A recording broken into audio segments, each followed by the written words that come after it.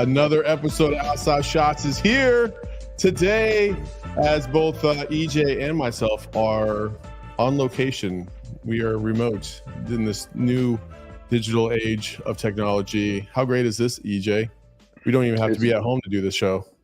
It's great, Saul. It's just that's the world we live in right now. You can make money and not be at work. That's the beautiful part about it. I mean, come on, man. I mean, that's what makes America great. forget about all the other stuff, all the other jargon you hear. What makes America great is you can sit at home. And I'm right now in San Diego at a beautiful palatial estate. My friend has got a nice weekend planned. He's retiring, and like a number of couples here. It's like a big, huge house, 10,000 square feet on the water.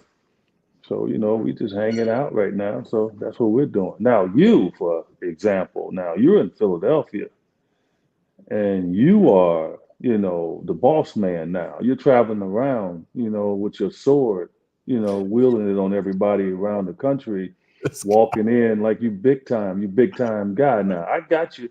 And then you know what you did in order to make it really work? You got a haircut. I mean, that haircut is nice. It's nice. Now, here's the thing, though. This is the question I think America is wanting to ask you. Okay.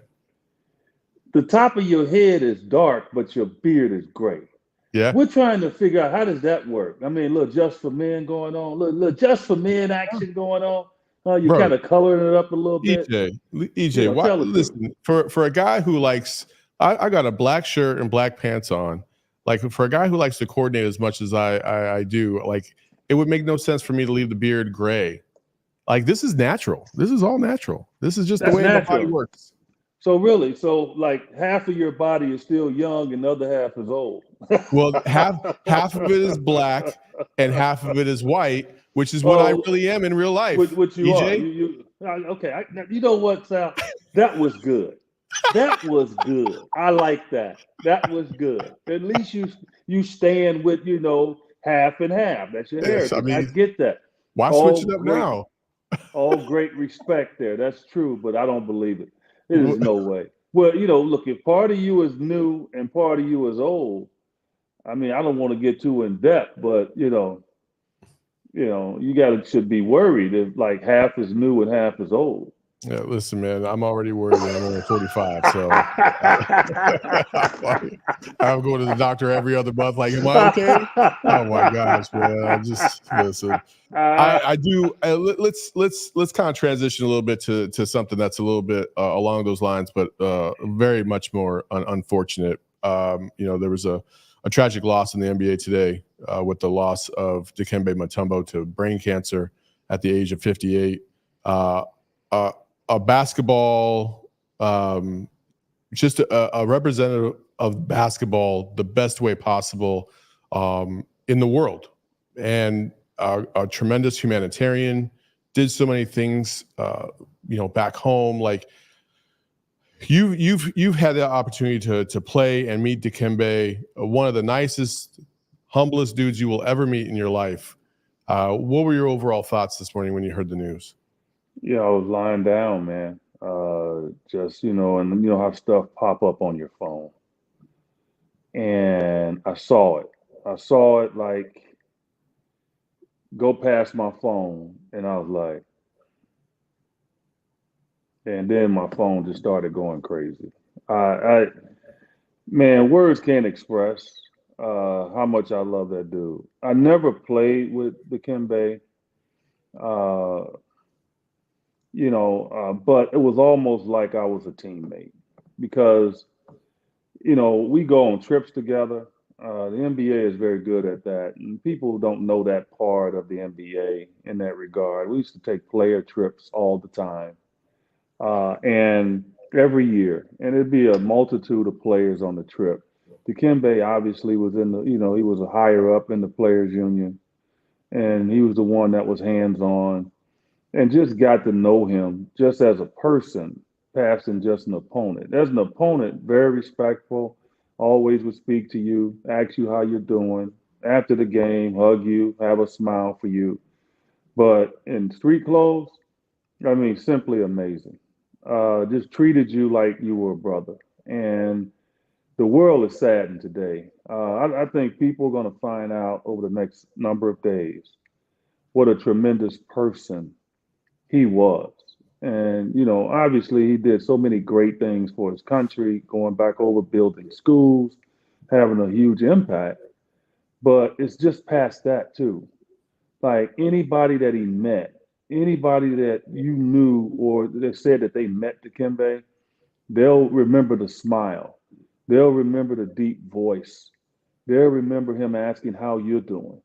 They'll remember him giving you a hug when he greeted you and his laughter. It's just all those things, man. And like, it's so many people that's going to be so saddened today. And people that didn't really know him personally, but just observed him from afar.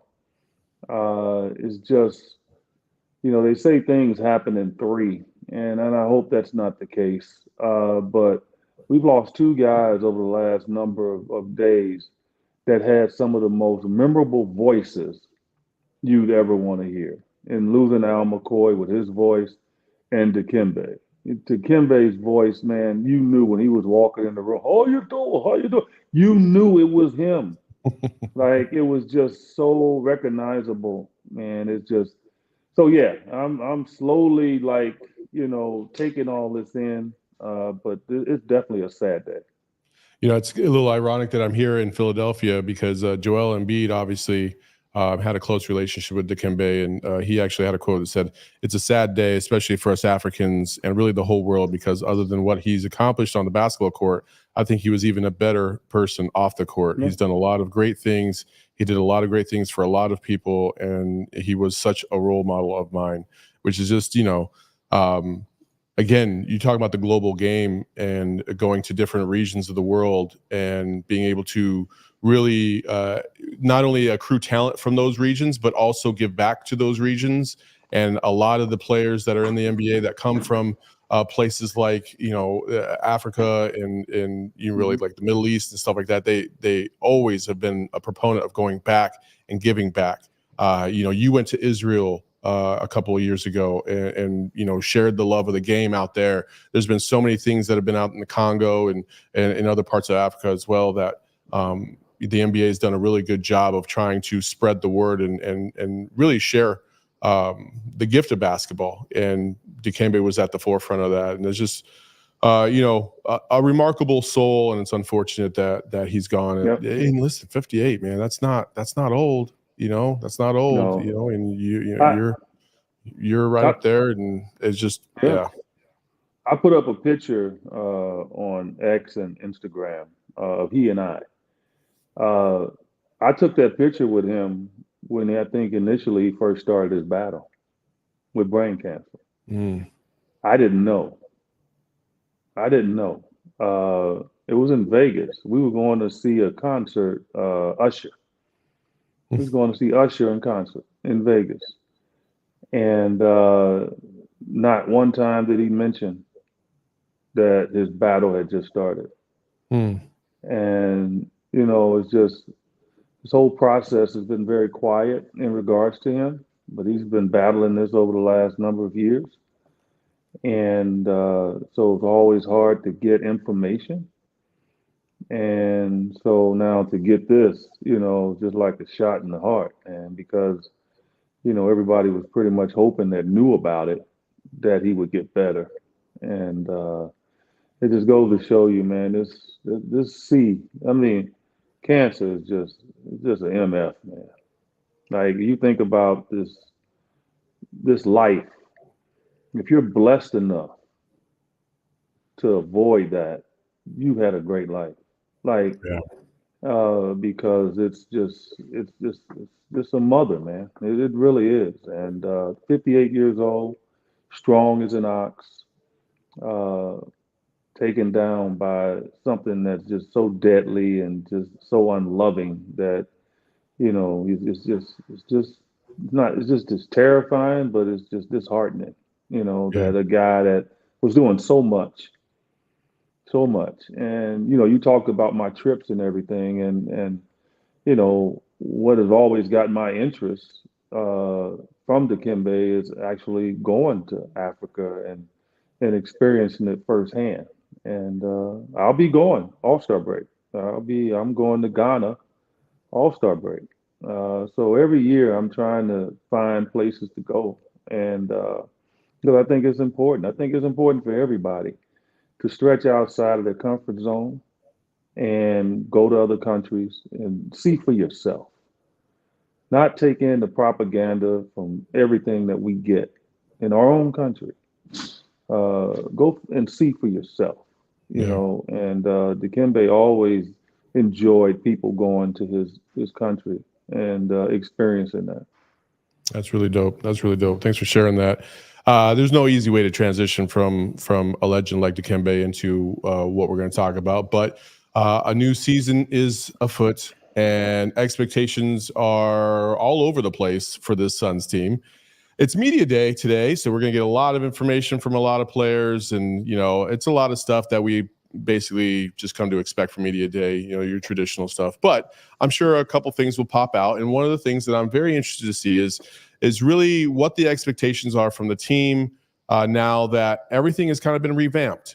And I know they're going to have their usual, well, the expectation is no different, because the championship is always the expectation, right? But there's always a reality to this. EJ, going into media day, first of all, as a player, what is your mindset? Is that like the official time where you're like, okay, now we're about to get started, or did that start beforehand and this is just another thing that you have to check off the list? Well, you go through steps and phases. Showing up right after Labor Day is a good feeling because you get to see all your teammates. They've gone their separate ways in the off season, and you come back, and then you're playing every day, getting yourself moved in. It's just that adjustment there, and just the camaraderie that you really is the most gratifying thing in regards to sports. Is just being around the guys that you're going to go to battle with every night. And then, yeah, media day is like, okay, we're here now. You get to put the uniform on, you're walking around, you're taking the pictures, you're being asked questions. And so, no, it's a euphoria with that as well. And then obviously the first day of training camp. Then it hits home at the end when the coach says, get on the line and you got to run some damn sprints. But other than that, the euphoria is like it's kind of up and down. So yeah, I think it's a great opportunity. Then when you have new additions to your team, and you feel like you're a team that's going into the season with a great chance to have a lot of success, then yeah, I mean you're very excited. What would be your first question? What's the first question you think you would have that you want answered if they had the ability to answer it right now? Well, my first question would be I would really pinpoint the first three. Obviously, KD, Devin, and Brad. I'll be like, how do you feel now knowing that you can get back to your job description, and just play Yeah. ball? Like, don't have other stuff put on you to have to go out there and prove that you can do it. You're talking about veteran basketball players, right? You're talking about KD is a natural born assassin. We saw what he did after missing all the practices at USA basketball and all of that. And say if he had to show up and had to play point guard, he wouldn't have looked good. Think about that. Yeah. Like if he had showed up from that injury he was dealing with, and all of a sudden Steve Kerr said, "Oh, I need you to bring the ball up and facilitate." I don't think he would have looked good. Yeah. But no, he showed up, and he showed up as the assassin like he is. Like, and he was unreal, right? Uh, that's what I'm talking about. I love the fact that Devin, morphed into a guy that can, when you got three guys that can go out and get you 30 any night, Mm-hmm. the other two has to find something else to do when they're not having to score. So Devin showed something to himself. That would be my question to him. What did you prove to yourself that in the role that you had to play and how you got decorated for it? Like, Yeah. and I'm sure he would say he felt good about it because, he went into a role that normally is not him, but it was beneficial to them winning. And for Brad, I would just say, one, health. Is your health good? Two, I would ask him and say, you're probably going to be that third tool in the toolbox. How are you going to adjust to that? Like, a lot of the nights you're the third object, but we all know you can go get 25 to 30. So how do you believe you could best help the team in order to achieve that? And I'm sure he would know automatically what I meant. Would it mean maybe come off the bench eventually? Would it mean playing more with the second unit, although you're starting, but you rotate out to a point where you're in there with the second unit? Like, how are you going to make yourself viable? That would be my first question. And to Nurkic, it would more so be because I think he's the fourth key. I would too much say, one, obviously he got skinny, which is good. But did you work on the George Mikan drill? Please, please tell me he did. Oh my goodness. Just because he's gonna get a ton of layups. Just do these. That's all we need. This is all right here. This is all we need, EJ. he can have Nurkic can average 15 points and shoot 70%. If he would put him once he set them screens and roll and put himself underneath the bucket, offensive rebounds, like he could average 15 points. He literally can. He can spiral the Suns to like the highest scoring team in the league. It's him. It's not KD, Devin, and Brad. We know they can get their points. It's not Grayson Allen. We know if he's open, he's gonna make shots. Right? So we know all these things. So we got the 3-point shooting. We have all of that. So what do you understand that if you, my man, just do what you're supposed to do and make layups and just finish, do you understand how unstoppable this team would be? That's what I would ask him. My first question would be, what's the difference between Coach Bud and Frank Vogel? And I wouldn't get a good answer, but off camera, away from everybody, if I ask that question, I hope to hear something more than just, I really like him as a guy.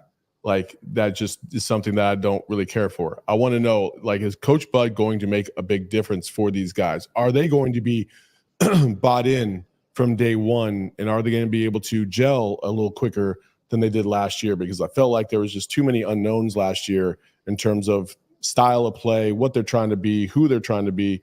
It was all over the place. We had no identity as a team last year.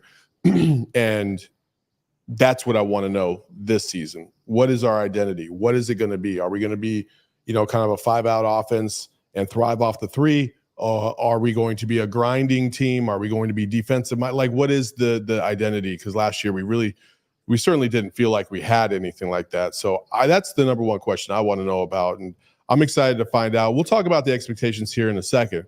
But first, we have a few things to say.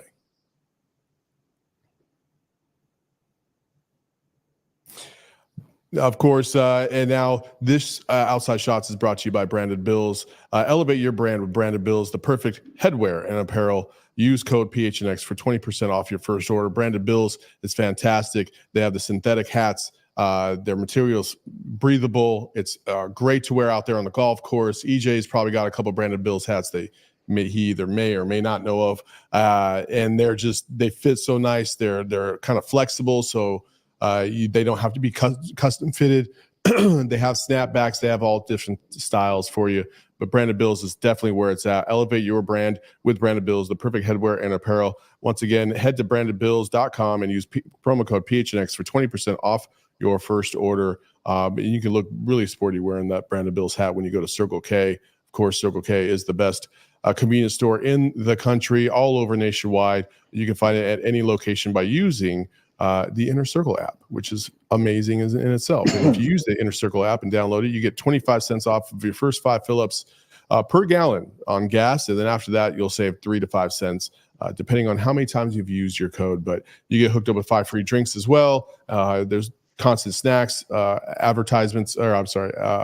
promotions that are going your way.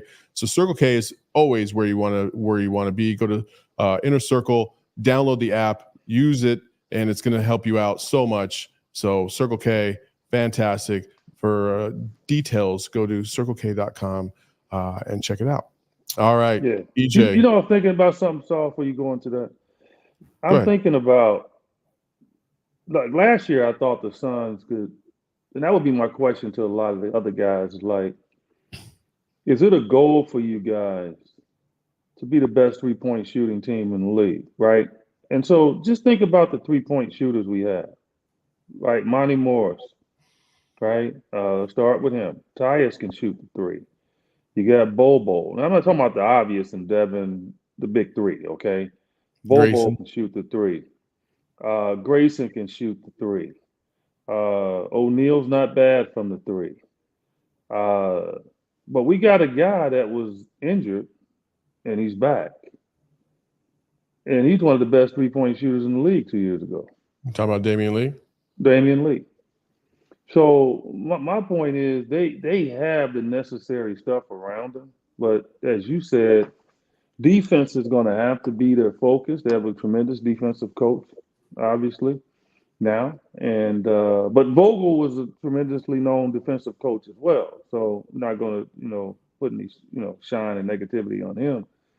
But I just think that they don't lose the idea of defense, right? So Budenholzer comes in; he's a champion as well, and I think defensively is going to be their ticket, man. It's just stopping people for periods of time during the game, and then offensively just shining. And so that's just my ticket. That's the way I'm gonna call games this year. I'm going to judge them on that. I'm not going to judge them on defense, lockdown defense for 48 minutes. Not going to happen. They're a scoring team. Yeah. But just periods during the game when they need to take over a game, defensively, they're going to have to, stop people and then do what they do on the other end. I'll be paying a lot of attention to that as I call games, especially early in the season, when defense is a little bit ahead of offense. To see if they can get it done. Because, look, quite honestly, their first 5 games are against difficult teams. They got the Clippers twice, the Lakers twice, and the Mavericks. Not great. How do you play the Clippers 2 times in a week? Which, it's just weird. Schedules are weird now with the in-season tournament and all of that. But, yeah, so the early good start for them I think is going to be really important. Yeah, I would agree with that. I think I want to know about tempo. If you had to guess, would you feel like they were going to be a more up-tempo team this season or less? I think they'll be free-flowing. I think Budenholzer will let them play, as he did in Milwaukee. I think he'll let them play, just encourage them to share the ball, put them in place offensively, and let everything flow off of that. I think a lot of his concentration is going to be on the defensive end, making sure that they're connected. But I just think it'll be free-flowing. I think they'll be catching the ball. But like KD now, to me, I think he'll have his most efficient year. Why? He's not dribbling the ball up. He's not going to be trapped up there above the three-point line trying to create. He'll be catching the ball a lot. Free throw line extended, out of the eyesight of all 5 defenders. And I just think he'll be just dangerous, man. I just like that aspect of it. Chris Middleton in that offense for Milwaukee was deadly, and he'd always get one-on-one coverage, and he was very difficult to deal with. And so now we got 3 guys that are difficult to deal with anyway. So that's how I view it, so we'll see. I don't know what to expect in terms of tempo. I think Tyus Jones is going to help with the tempo. I would say this. I feel like they're going to be consistent. They're going to be more consistent in terms of tempo as opposed to last season where it was more of like they'll get out and run, if there was a turnover or something like that. But for the most part, they're walking the ball up. They're taking their time. You and I used to complain a lot last year about how, they get into the to the offense when there's like 13 seconds on the clock. Like that's too late. And you limit your opportunities to really develop a play that's going to really be a high volume, high percentage shot. So that was my frustration last year. A lot of people's frustration. I want to see what kind of tempo, because I feel like the right balance, and it is a balance, because you do have KD. You got a lot of older players on this team. You're not going to go out there and be loyal to Marymount circa 1992, but you're gonna be calculated in terms of your tempo and make sure that you're getting the most efficient shot. So starting the offense when it's 18 seconds on the clock as opposed to 13 or 12 is going to make a world of difference this year, and I'm looking forward to that. I also think that Devin Booker, going back to your point about Devin Booker earlier, Devin Booker's rise nationally or in the world from the Olympics, I think that is going to do so much just internally. And I know he doesn't really care too much about what other people think. He's going to play his game. He's going to be whatever. But it's always good to be acknowledged and understood that you are one of the better players in the league, top 10 player in the league without a doubt. And what he did in the Olympics showed everybody the versatility in his game, as opposed to just being a scorer like everybody just kind of pigeonholed him as. So I'm excited to see what kind of version of Devin Booker we're going to get this year. And I think he has a tremendous opportunity to really take the reins nationally and become the face, one of the other faces of the league, because I don't feel like he was right there yet. I think he was close, but I don't think, when the league was looking at star players across the landscape, that Devin Booker was necessarily one of the guys that was top tier for them. I think Devin Booker has the ability to be top tier this year if things go right. So, and all that to be said, 49 wins last season, despite the fact that there was a lot of things working against them. One of the worst fourth quarter teams in NBA history.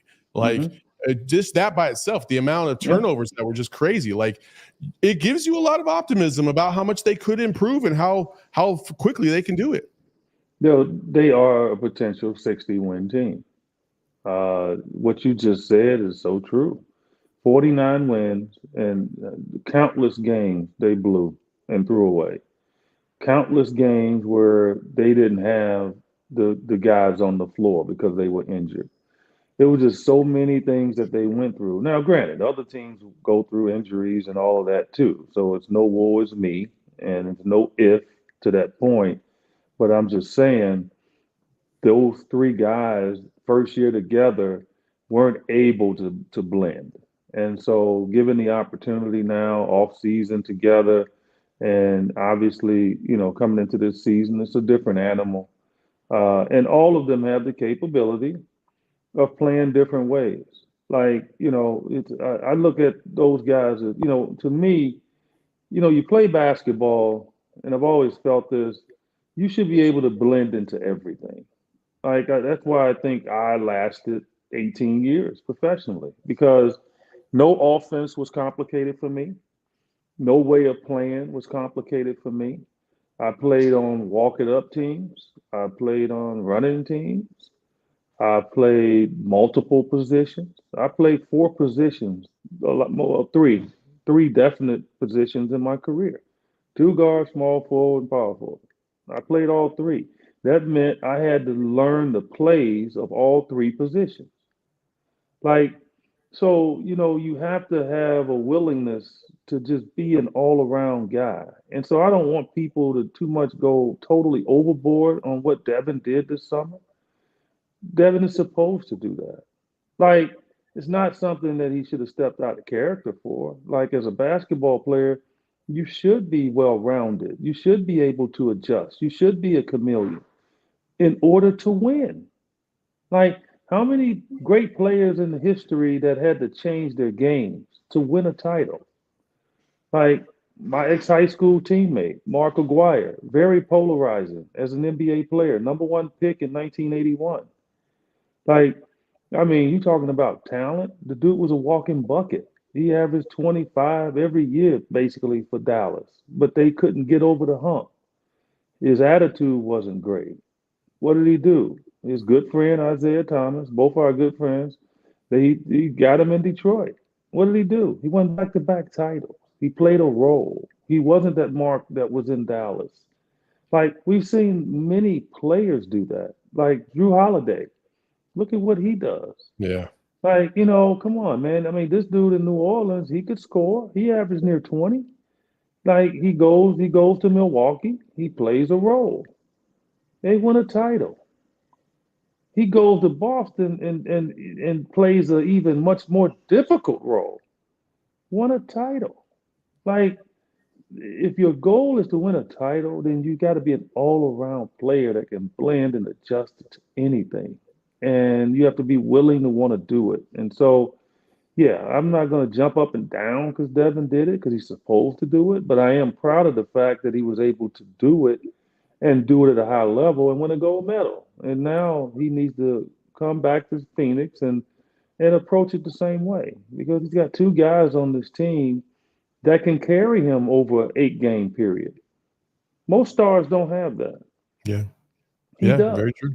Very So true. Yep. if KD has it going and he's dropping 40, 40, and he's rolling, like you want to keep milking that and just do what you need to do. And then when it's your turn to go, then they're going to just step aside and let you do it. That's what great teams do. And that's what they're going to have to learn. Yeah, I know you've talked about this on your Sirius Satellite NBA Today show with Justin Termini every day from 1 to 4 o'clock local time. Yeah. Pacific time, right? Yeah. There you go. Yeah. Look at that. See, I got it right. Look, after 3 years, Eddie, I finally got it right. Look at that. Because you changed jobs. What is it with you with the job change? I don't get it. You got pressure on you now. You got to live up to expectations. Sure. I mean, I guess that's one way to look at it. You just threw me off now. I was just, oh yeah. You've probably talked about this a lot last week, but we haven't heard here locally what you thought about Cat getting traded to the Knicks. To me, I think it's a good move for the Minnesota because I feel like what they're going to get is just identity-wise for what they're trying to do. It feels like it's a better fit with Julius Randle and Dante DiVincenzo from just kind of a grinded out kind of physical dominant team that Minnesota was trying to be last year, causing havoc defensively for just about every team in the league. Am I wrong in that assessment? Do you think that's accurate? Do you think they're going to lose a lot by losing Cat?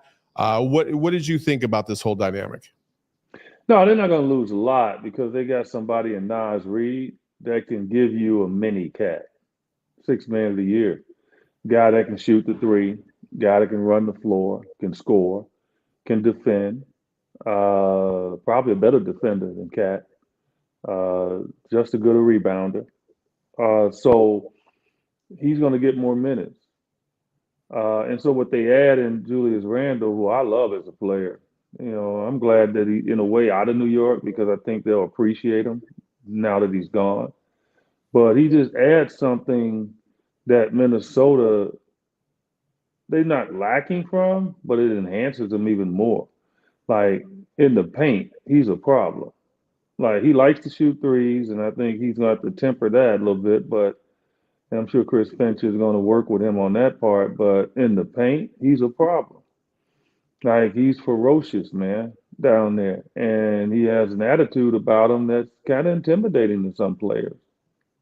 So I like the addition of DiVincenzo. He blossomed last year, man. He shot the ball extremely well. I think they felt they had to move him, even though it looked good to have all 4 Villanova guys on that team. But I think he was going to be the one that was going to take the brunt of the disappointment this year. I think his minutes would have gotten cut a little bit. The addition of Mikal Bridges, come on. I mean, he was going to play a ton of minutes. He doesn't miss any games. So I think they felt like they had to make that move, and they didn't have a center. Mitchell Robinson's out for the next couple of months. Mm-hmm. Hardenstein is in Oklahoma City.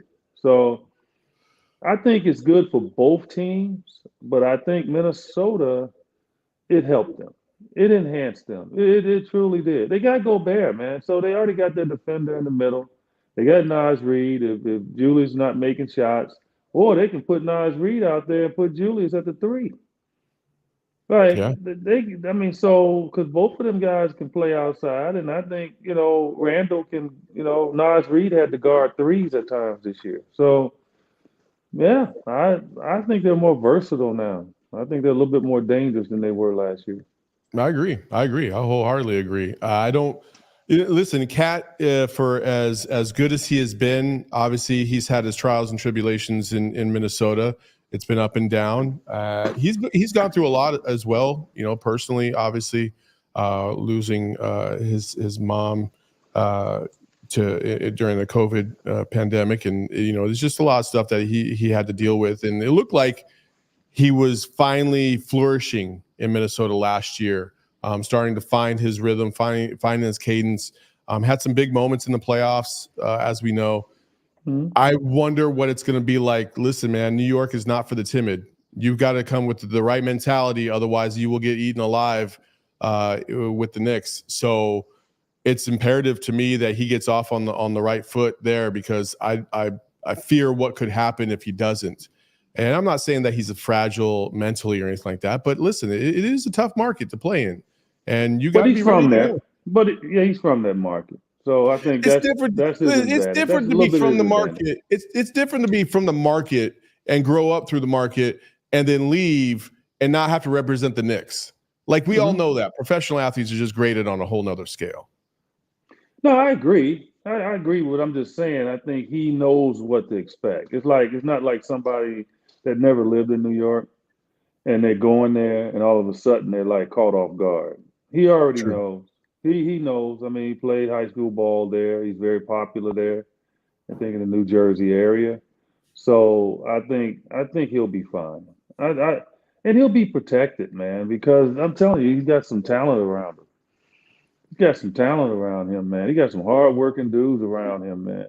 So I think he will flourish. I just don't know if he can play center. Like I think Joel gonna eat him up.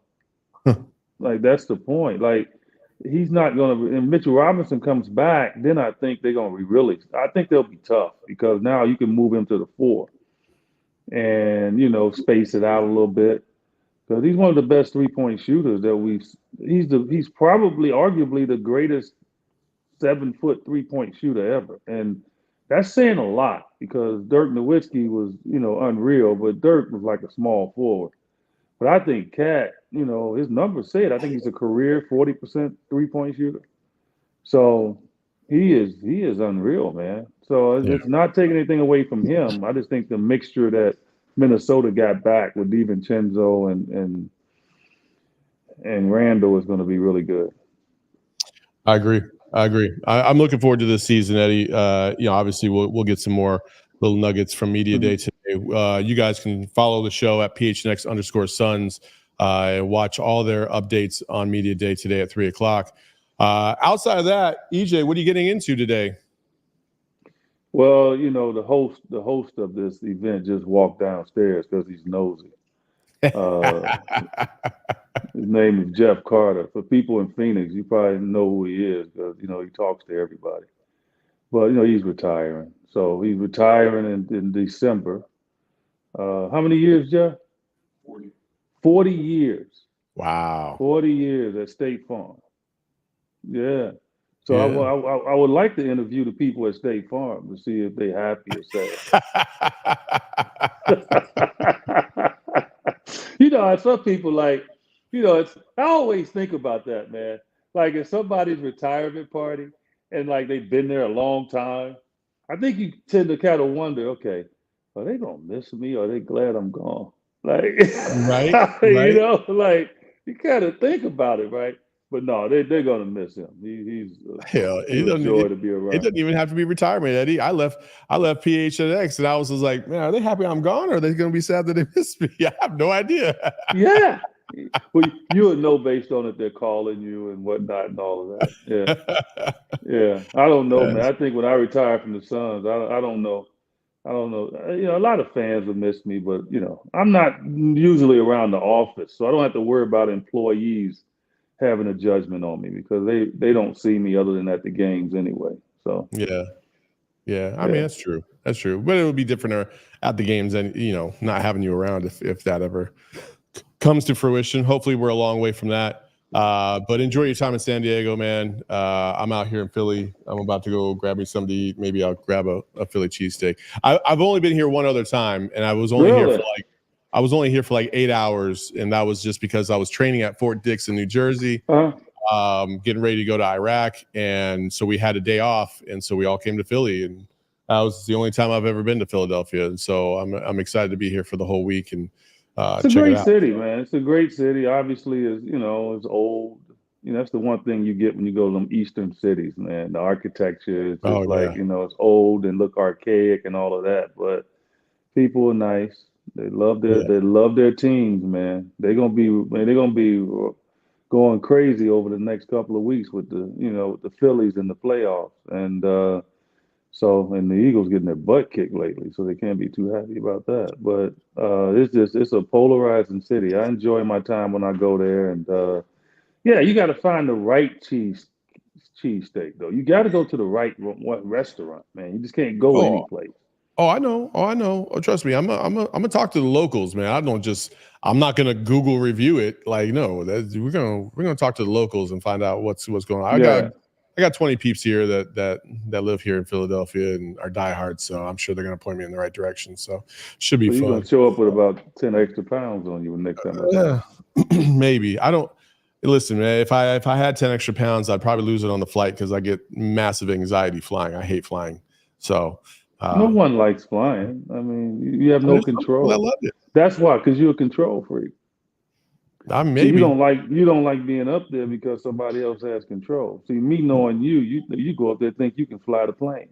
I don't think that's it, Eddie. I'm gonna pinpoint exactly what it was. So let's go back to 2008. All right, here's young Staff Sergeant Bookman just enjoying. He's about enjoying his first trip to Iraq, if you can even enjoy something like that. And we're at Bayap. We're in the middle of Baghdad. Bayap is Baghdad International Airport. That's where the military was located. And straight gangs at the airport. Just go ahead. Yeah, we did. And then we had to jump in Blackhawks to go to Camp Taji, which was like 20 miles northwest of Baghdad. Mm-hmm. And were you hanging out the side of the helicopter? No, I wasn't doing that. I was in the Blackhawk. I was all Kevlar'd up. I had all my stuff on. This is at night. You go right. You gotta hang out. You gotta hang outside of it. This is at night because I'm not. Listen, man. I've never been in a Blackhawk before at this point. So anyway, so we're sitting there and we're flying, and our supervisor knew something was going to happen, but he didn't say it. And before we get in the helicopter, one of the things that's known is like you got to watch out for rocket attacks because some people they'll try to snipe helicopters out of the sky. Anyway, we're about 5 minutes out from Camp Taji, and all of a sudden, the sky just lights up, and I see like fire and flares, and I was just like, I thought it was it. I thought it was gone. What it was they were safety flares to throw off any potential insurgents that might be down below to scare them off, thinking that we were firing rockets at them, even though we weren't. But nobody told me. I didn't get the briefing on that. They didn't want you to know. They wanted to see how tough you were, so you got up screaming. No, that's not what it was at all. That's not what it was at all. So lo and behold, when we get there, our leader is just like, "Oh, Book, my bad." And I was just like, "What do you mean, my bad?" He's like, "Yeah. So I was briefing everybody, and I meant to tell you, but I completely forgot because you had gone to the restroom. I told everybody to expect a flare because it's a simulation, blah, blah, blah, blah, blah. I just didn't tell you. That's my bad." They didn't tell, and your buddies didn't tell you? Oh, my gosh. No. They wanted to scare me down. Scared the crap out of me. So, yeah, I get it. That's when the fear of flying really started. When I played in Greece, we had a game in Croatia.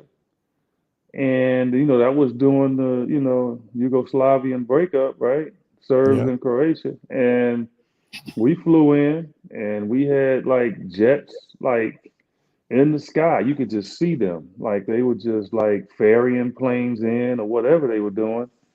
And when we landed at the airport, it was filled with U.S. soldiers at that time. Croatian Crazy. soldiers. Yeah, and I had Croatians and Serbs on my team. Because you could imagine when we went to the game, and this place was jam packed too, about 15,000 people, right? And we go out there, and I had known my history. No one had to tell me anything. Mhm. I told the Serb players on my team, I said, man, don't y'all talk to me during this game. I said, I don't know you all. But yeah, we had Croatians and Serbs, and Wow. they were good friends. I It just I know. goes to show you about war, right? Yeah. Yeah. Yeah. But that's a topic for another day, EJ. All right. Well, Yeah, we good. We good. Enjoy San Diego, man. Thank you all for joining us today on another episode of Outside Shots. As always, Saul, we got 2 super chats today. We got 2 super chats. Oh, we got to pull them up on the screen there, Eric. Let's go. All right. Okay. Psycho Blue. Go ahead. Always Go ahead, Psycho Eric. Blue. Go ahead. By all means, go ahead, Eric. I didn't know if you were able to read it in your new setup, Saul. All right. I'd like to thank all of PHNX Sun staff for their commitment to honesty about the team. Some of these other media days are disturbingly detached from reality regarding expectations, but PHNX keeps it real, ... Usually Nice. with a smile. And then from Leo says, Saul, my guy, I love you, man. Just quick thoughts on Luka saying he would join Arizona. Oh, yes. Let's talk about that. I'm glad you said that. Listen, we all know that Sean Miller and Tommy Lloyd have always been worldwide recruiters. You've seen Larry Markkinen, Benedict Mathurin. The list goes on and on. It's no surprise to me that Luka Doncic would have played for the University of Arizona had he gone to college. It's the best school in the country. We bear down like nobody else, okay? It's just fantastic. Well, and I'm glad that Luka actually said that. And I feel bad because now I'm like, well, if Luka was a Wildcat, there's probably a pretty good chance that he would have been the number 1 pick overall and playing I for the think Suns. I think Luka's geography is a little bit off. You got to remember, he's not from this country. Okay, He's got but great what I teeth, do man. know is Luka has spent a lot of time in Phoenix. Okay, he played in Suns in the playoffs. Okay, he's hung around Phoenix.